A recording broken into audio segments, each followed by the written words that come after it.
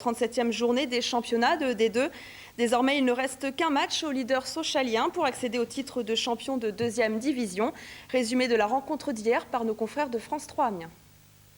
Image insolite d'un match de fin de saison hier soir au stade Pierre-Brisson. Les Sochaliens ont gagné, les Beauvaisiens attendent sur la pelouse le résultat de la rencontre Ajaccio-Martigues. La victoire des Corses permet le maintien de la SBO en D2 et la joie n'est pas vraiment perceptible. On est un peu déçus parce que je pense que sur la fin on met une balle sur le poteau, on peut la mettre au fond. Ça aurait été plus satisfaisant de repartir avec un nul. Mais il ne faut pas se fier aux apparences. Ce soir on va se faire un gueuleton tous ensemble et on va fêter tout ça.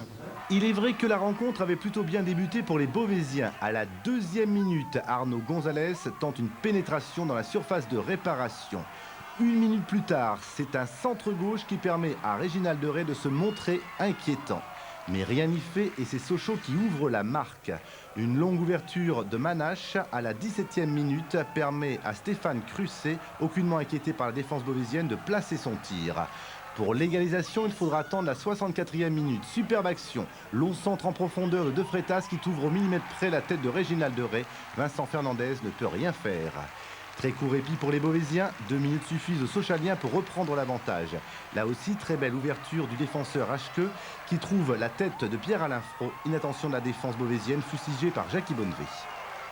C'est une déception parce que on a été inattentif. Certains joueurs n'ont pas été assez précis dans le marquage. Nous, on a su réagir sur l'égalisation très très vite. Je pense que c'est une des forces de cette équipe. On a souvent pris des buts à l'extérieur notamment et su réagir aussi.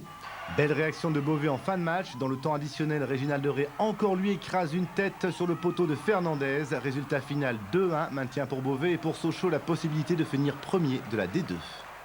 Rendu et signé Basile Jaouti.